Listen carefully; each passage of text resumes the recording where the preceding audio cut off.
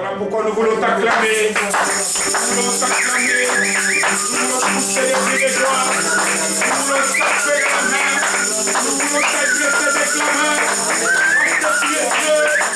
Parce que tu es Seigneur. Nul n'est semblable à toi. Nul n'est comme toi. Amen. Amen. Amen. Amen. Que Dieu nous bénisse. Et bienvenue à nous tous ici dans cette dernière célébration dominicale de ce mois de juin 2021. Il est écrit, une écriture nous dit que, et là il parle du jour, il dit, ici est le jour que Dieu a fait, que ce jour soit pour moi un sujet de joie et d'allégresse. Amen. Amen. Ça veut dire que chaque jour que Dieu nous donne, chaque jour, quand Dieu nous renouvelle son souffle de vie, c'est une grâce. Parce que lorsque nous étions couchés dans nos lits, nous étions comme morts, partis. Nous n'avons fait aucun effort, mais Dieu nous a renouvelé encore ce matin son souffle de vie. Voilà pourquoi nous voulons encore très fort l'acclamer. Nous voulons très fort le célébrer. Nous voulons dire qu'il est bon, qu'il est merveilleux, qu'il est glorieux Jésus. Amen. Amen. Nous voulons aussi saluer nos bien-aimés qui sont avec nous en visioconférence. Que Dieu vous bénisse de là où il est. On dit que les ténèbres, c'est-à-dire que la situation difficile, ne régnera jamais à toujours. Amen. Amen. Tout a un début, tout a une fin. Et lorsque nous croyons en Jésus, nous savons que cette manière de nous réunir prendra fin par la grâce de Dieu. Amen. Et nous voulons aussi bénir tous ceux-là qui auront la grâce de nous suivre, d'écouter ce message par le biais des réseaux sociaux tels les liens postés sur Facebook ou le message posté sur YouTube. Que Dieu te bénisse, que Dieu te fasse beaucoup de bien. Amen. Amen. Et aujourd'hui, en ce dernier dimanche, nous sommes le 27e jour du mois de juin 2021. Le Saint-Esprit m'a mis à cœur de donner comme thème à notre message une célèbre déclaration, une proclamation célèbre que le roi David a faite. Il a écrit dans le psaume 23, au premier verset. Qu'est-ce qu'il dit? Nous connaissons le passage, n'est-ce pas? Qu'est-ce que David dit? L'Éternel est mon berger. Alors quoi? Quelle est la conséquence? Je ne manquerai de rien. C'est un des versets les plus connus de la Bible. On a chanté ces versets. Il y a beaucoup de cantiques qui disent cela. Vous savez, quand quelqu'un dit, quelqu'un comme David, prononce de telles phrases, ce n'est pas des phrases vaines. Il rend témoignage. Il dit ce qu'il a vécu. Il dit que lorsque l'Éternel est mon maître, mon guide, lorsque l'Éternel est mon berger, mon chef à moi, celui qui me domine, moi je ne manquerai de rien. Alors là, des phrases comme ça doivent nous pousser à réfléchir, à méditer. Parce que David n'a manqué de rien, lui. Il n'a pas dit des choses qu'on ne pouvait pas vérifier. Dieu lui-même le témoigne dans le livre des Actes en disant que le fils d'Isaïe, David, est un homme selon quoi? Mon cœur. Donc c'est un homme complet. Mais moi et toi, qu'est-ce qui fait que nous manquons de beaucoup? On ne doit pas se le cacher. Est-ce que l'Éternel est-il aussi notre berger? Mais s'il l'est, pourquoi il nous manque même parfois des choses simples? Dieu a-t-il changé? Non, Dieu n'a pas changé. Il est écrit dans l'Épître aux Hébreux que Jésus-Christ est le même hier, aujourd'hui et éternellement. Et comme j'aime toujours à le dire, si nous ne vivons pas des choses comme ça, c'est que le problème, c'est qu'il y a quelque chose. C'est qu'il y a un blocage. Voilà pourquoi ce type de message pour que le joug soit brisé. Amen. Hein? Pour que là où il y a des blocages, que ces chaînes soient brisées. Voilà pourquoi ce type de passage. Parce que nous voulons que cela devienne aussi une vérité dans nos vies. Moi, je tiens beaucoup à la parole vécue. Elle est très importante. Tu sais, lorsque tu es capable de prononcer des versets de ce genre, et tu les vis, tu parleras de Dieu autrement. Et même notre manière de prier va changer. Nous avons du mal parfois à faire certaines choses parce qu'il y a certains passages de la Bible qui ne se vérifient pas. Tu sais, quand je sais qu'à mon travail, je vais avoir mon salaire, même quand je suis fatigué, je fais quoi? Je vais au travail. Parce que je sais ce que je vais avoir là-bas. Quand bien même je dois me réveiller à 4 h du matin, même si je suis fatigué, je le fais. Nous servons Dieu au minimum. Parce qu'il y a parfois certaines paroles qui ne se sont pas encore accomplies. Amen. Et moi, ça c'est ma prière. C'est que cela devienne une vérité dans ta vie. Amen. Et que cela devienne une vérité dans ma vie. C'est ça le but de ce message.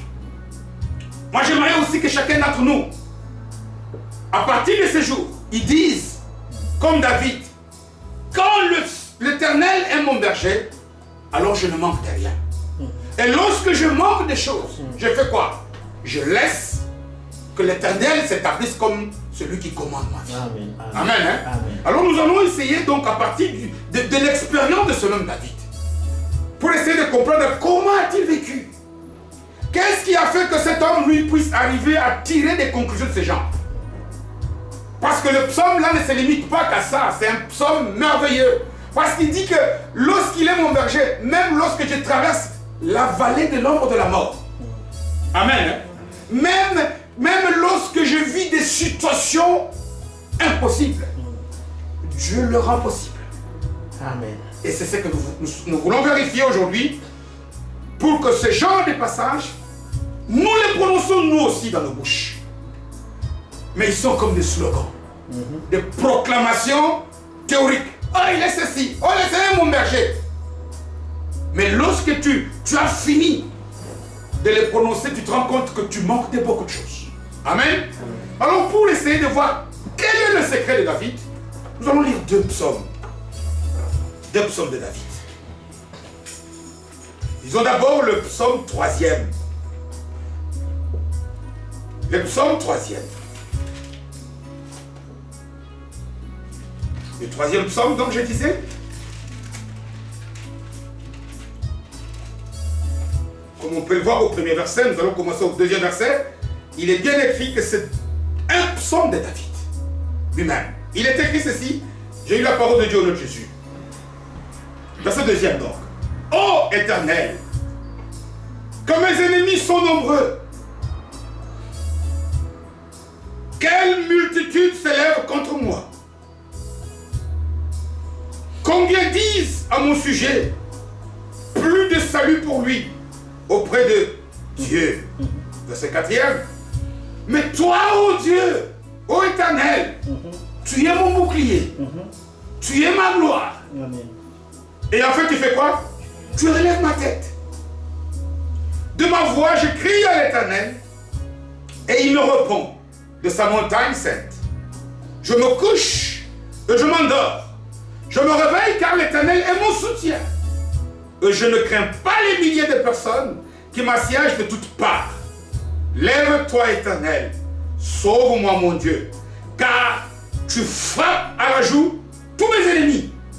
Tu brises les dents des méchants. Le verset 9e enfin. Le salut est auprès de l'Éternel. Que ta bénédiction soit sur ton peuple. Parole du Seigneur.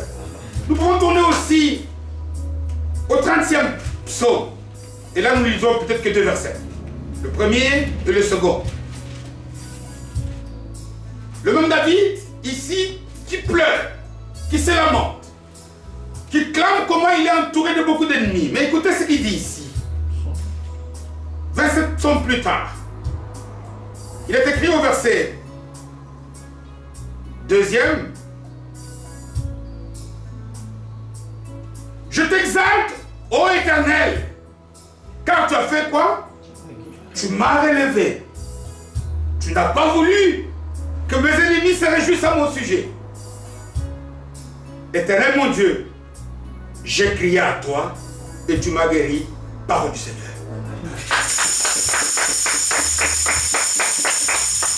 Amen. Qu'est-ce qui fait ici que cet homme, au 3e psaume, il pleure? Il vit une période difficile. Il traverse la vallée de l'ombre de la mort. Il a connu des difficultés. Pourquoi? Parce qu'au 3e psaume, vous voyez que lorsque nous lisons le 1er verset, on a marqué le contexte dans lequel il a écrit. On dit que c'est à la période où il avait des problèmes avec l'un de ses fils, Absalom. Il a connu des difficultés terribles. Il a été trahi, lâché par son propre fils. Nous lisons cette histoire dans le détail lorsque nous lisons le 2e et le 2e livre de Samuel, chapitre 15e et chapitre 16e. Hein? Donc, qu'est-ce qu'il a vécu? Son propre fils, Absalom, le trahi. David souffre. Non seulement il souffre, mais il profite aussi, comme on dit dans le langage des humains.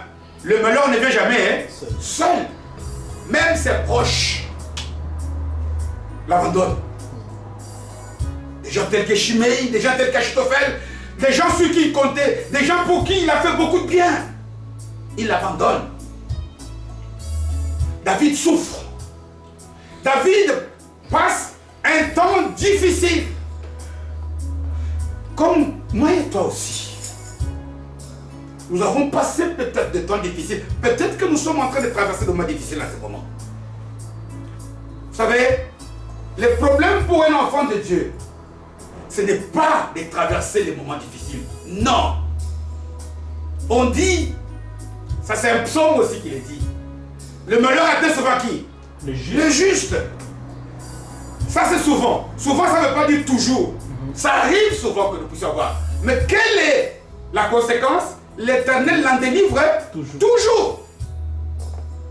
Parce que beaucoup de gens, parfois nous manquons le comportement de David.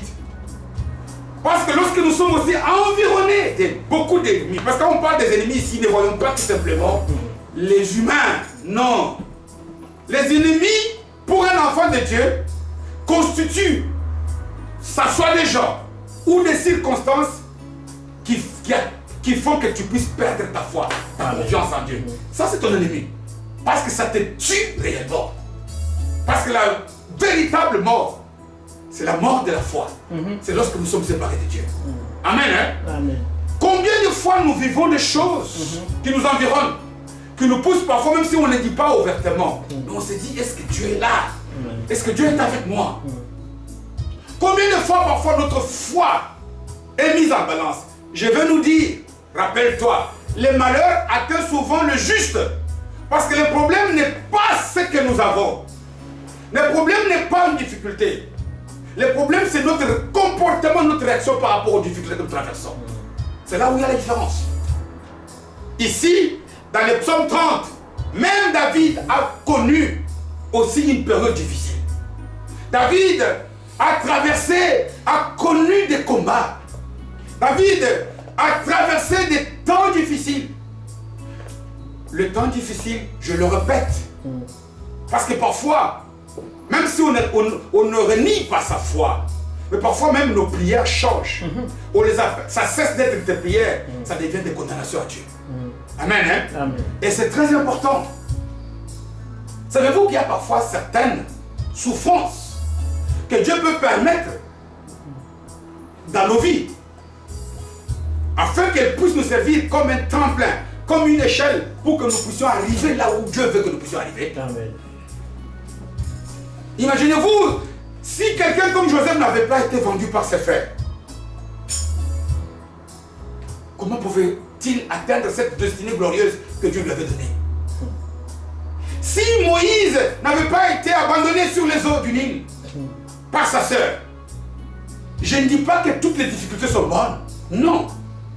Mais que ça soit lorsque les difficultés sont autorisées par Dieu ou dans n'importe quelle notre réaction compte pour beaucoup. Amen. Amen. Hein? Amen. Pourquoi? Parce que il peut arriver qu'un enfant de Dieu traverse la vallée de l'ombre de la mort.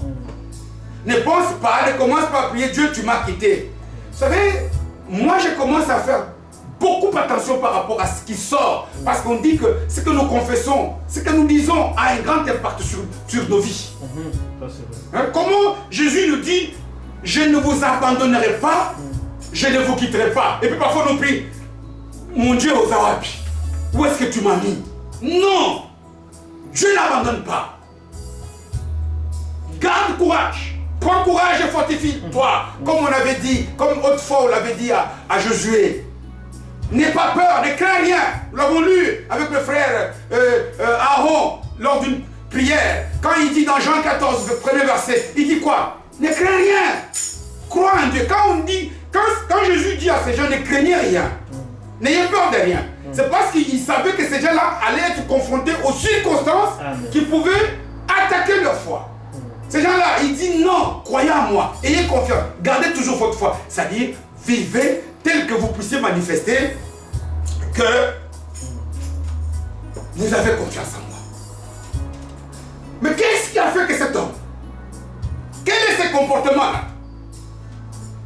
Qu'est-ce que cet homme a fait? Qui fait que, alors qu'il traverse une période difficile, au psaume 3e, alors qu'il est dans une situation complexe, au 30e, il dit, Dieu a relevé ma tête. Dieu m'a guéri. Il dit, comme il est dit au psaume 23, parce que l'Éternel est mon berger, alors je n'ai manqué de rien. Voilà pourquoi cet homme, lui, était capable de dire des choses comme ça.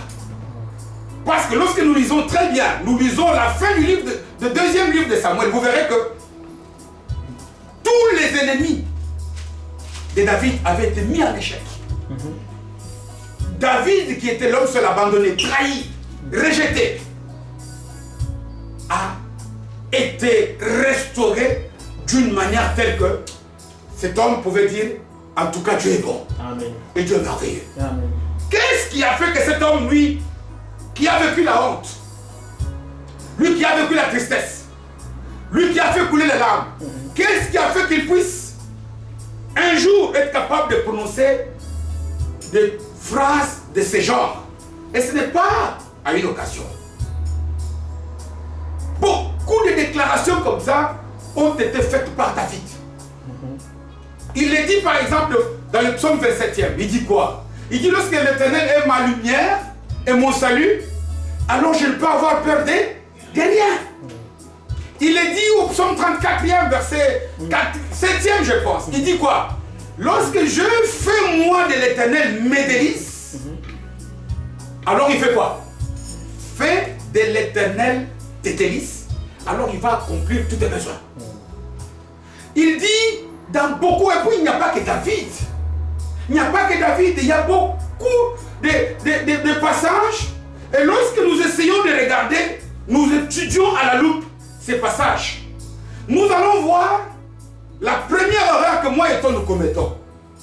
C'est que quand David commence par dire « L'Éternel est mon berger », alors je ne manquerai de rien. Lorsqu'il dit « Fais de l'Éternel tes délices », alors il accomplira tous tes vœux. Lorsqu'il dit « L'Éternel est ma lumière et mon salut », de qui aurais-je peur?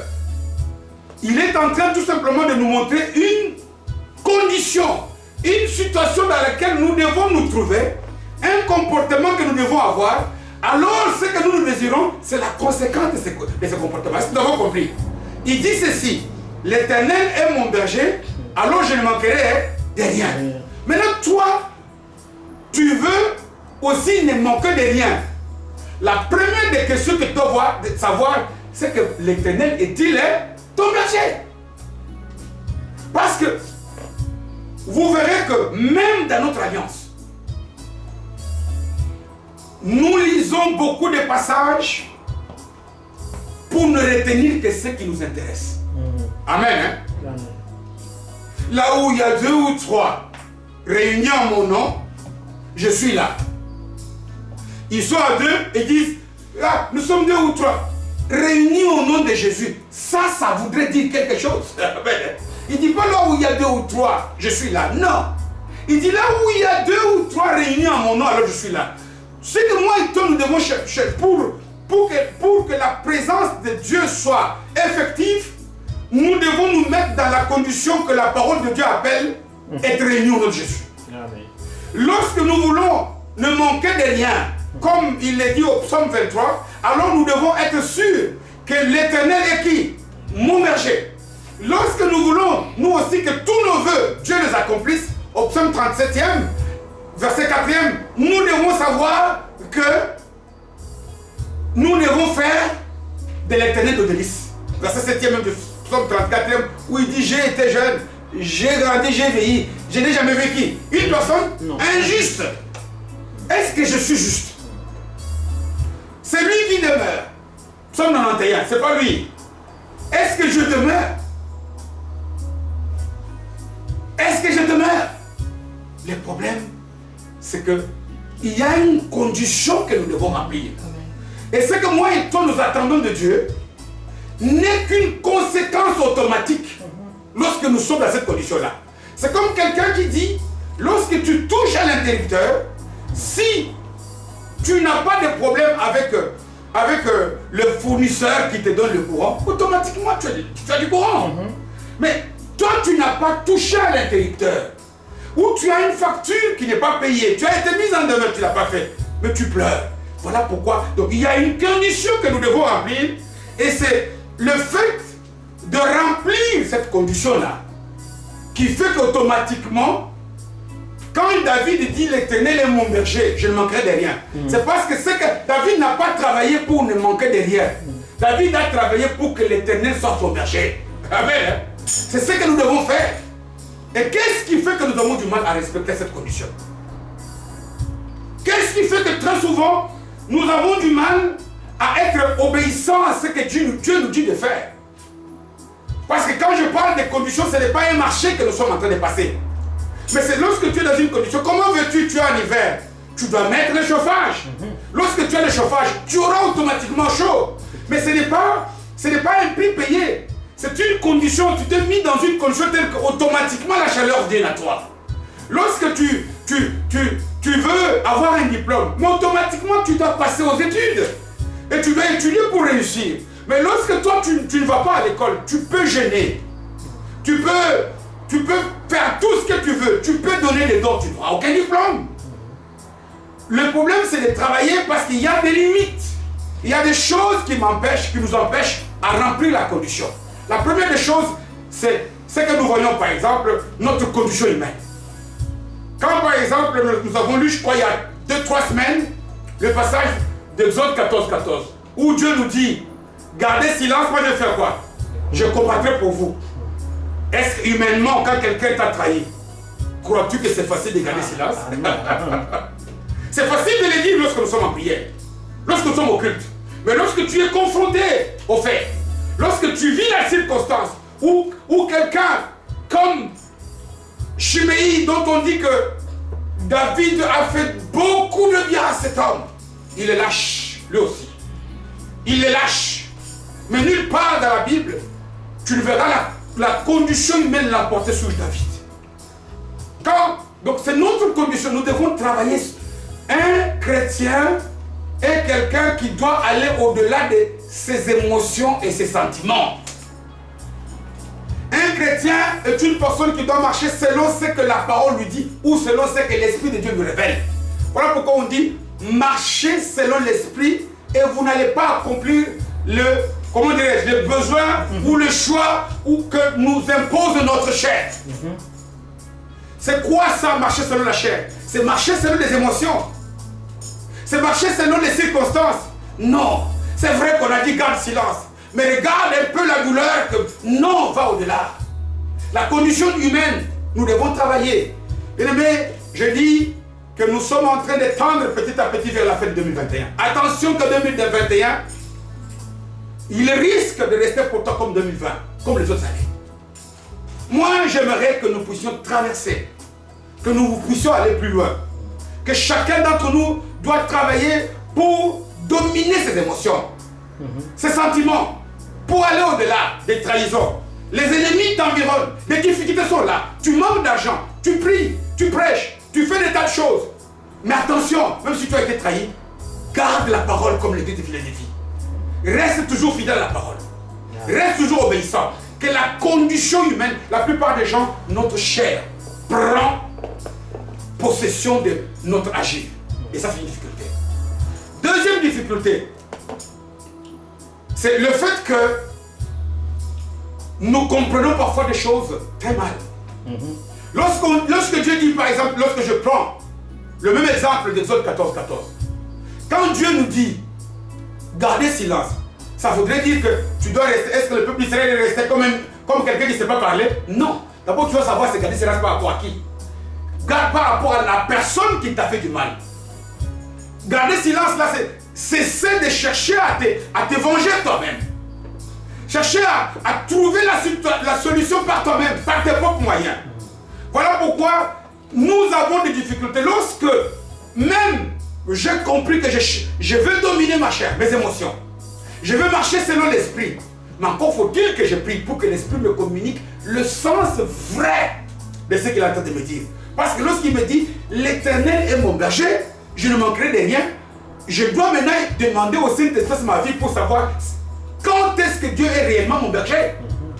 Je dois bien comprendre. Ça, c'est l'ignorance, la mauvaise compréhension.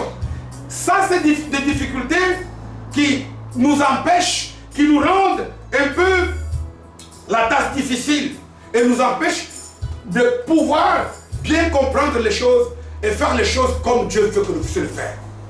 Mais nous sommes appelés.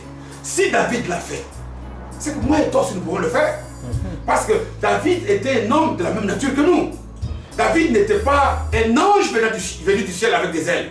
C'est une personne qui a vécu. Lorsqu'il pleure, il le témoigne dans le psaume 3. Troisième, il dit qu'il a été lâché, même par son fils, par le peuple, par ses amis, par ses conseillers. David a fui comme un fou. Il faut le lire notamment, je vous dis, chapitre 15e et 16e du livre de 2 Samuel. C'est difficile.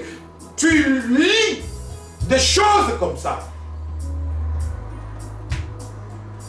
La chair risque de prendre. Mais lui n'a pas fait. Amen. Hein? Qu'est-ce que lui a fait?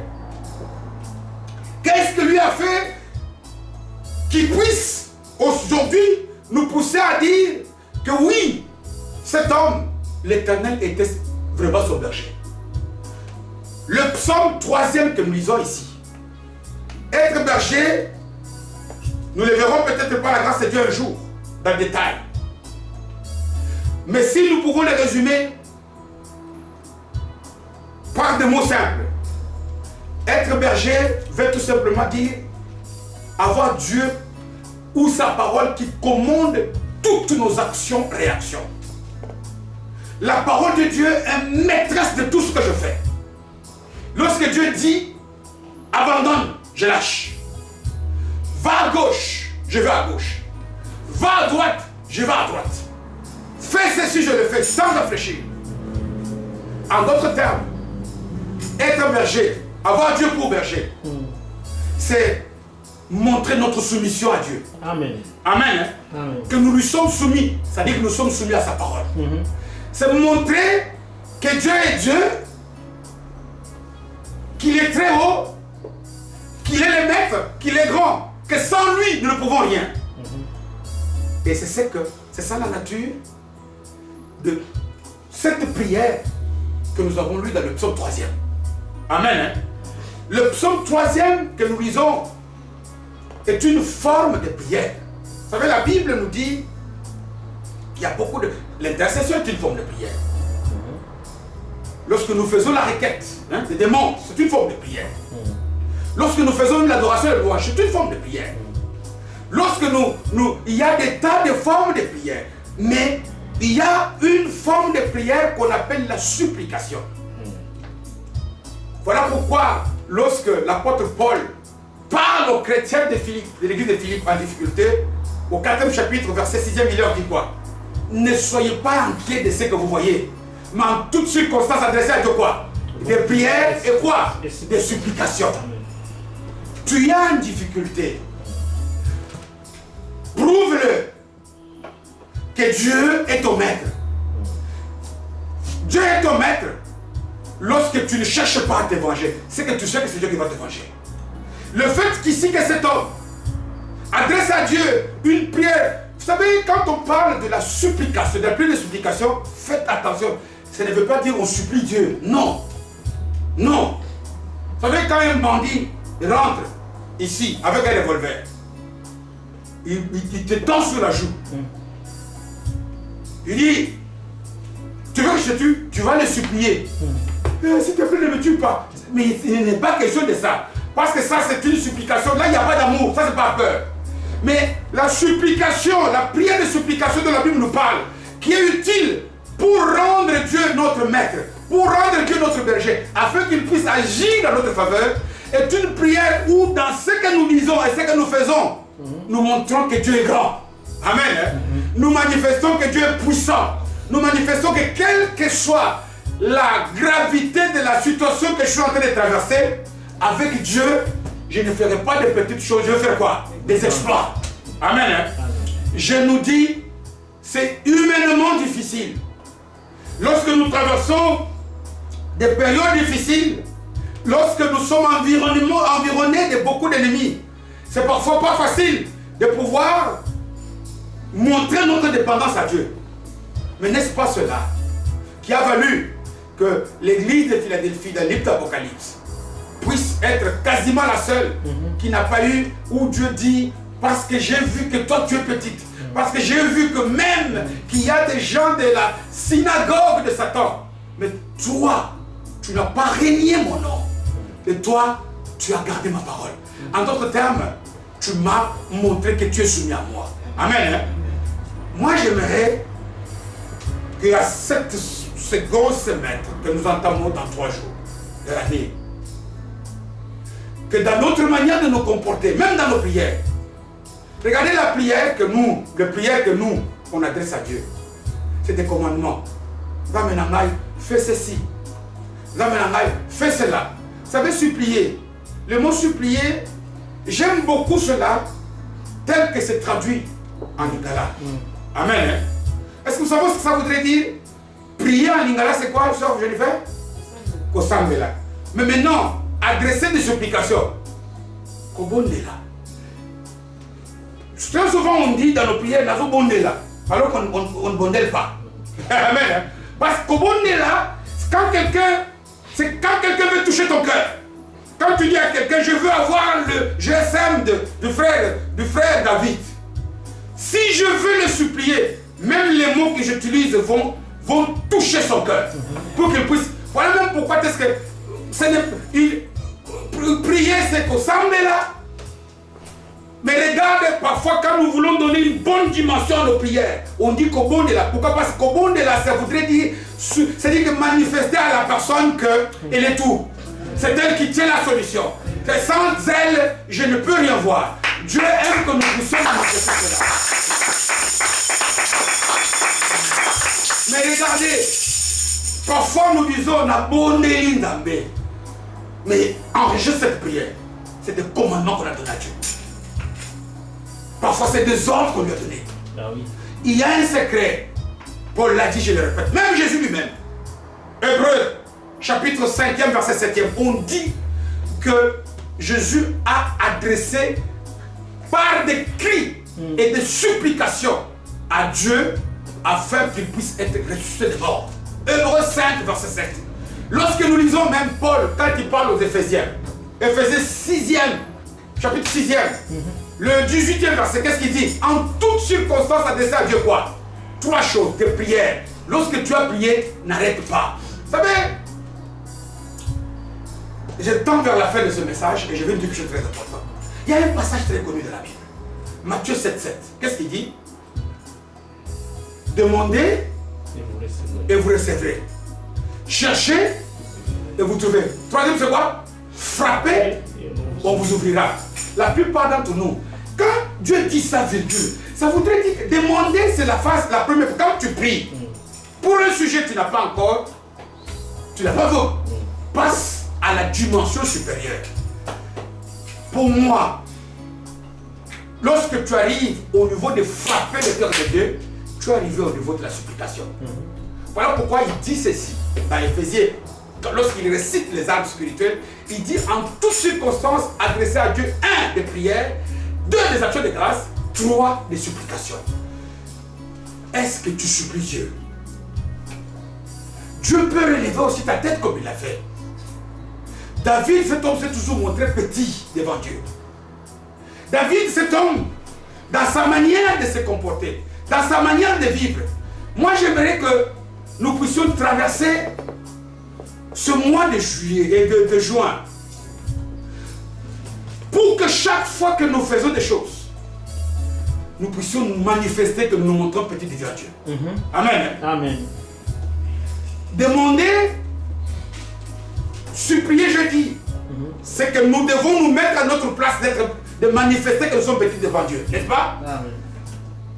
Deuxième condition pour la supplication, c'est que nous devons, dans notre comportement et dans les mots que nous disons, montrer à Dieu que sans toi nous ne pouvons rien. Que tu es grand, tu es la solution. Troisième, prenez un enfant. Lorsqu'un enfant demande à ses parents quelque chose, un cadeau, papa donne-moi 1 euro, 5 euros, 10 euros. Papa ne répond pas. L'enfant laisse? Non, il insiste. Amen. Insister. Ça, c'est être dans le prier sans cesse. L'insistance aussi. C'est pas parce que si tu as déjà prié, insiste. Parce qu'une prière est une prière de supplication lorsque, cela montre que nous nous mettons dans la petitesse par rapport à Dieu, c'est ce que David a fait. 2, nous touchons le cœur de Dieu par rapport à notre comportement. Regardez cet homme qui a été trahi. Il n'a jamais déserté. Il est toujours resté fidèle. Il s'est toujours accroché à la foi. Et il a insisté. Si vous voyez avant d'arriver au psaume 30, combien de fois il a insisté? Insiste. Amen. Ici, j'aimerais nous supplier pour que cela soit notre comportement. Dans cette seconde phase de l'année que nous allons entamer, dans 3 jours, que l'Église, c'est moi individuellement, mais l'Église, c'est nous aussi d'une manière communautaire. Nous, c'est quoi? C'est nous ensemble, c'est nous en famille, c'est nous dans la communauté.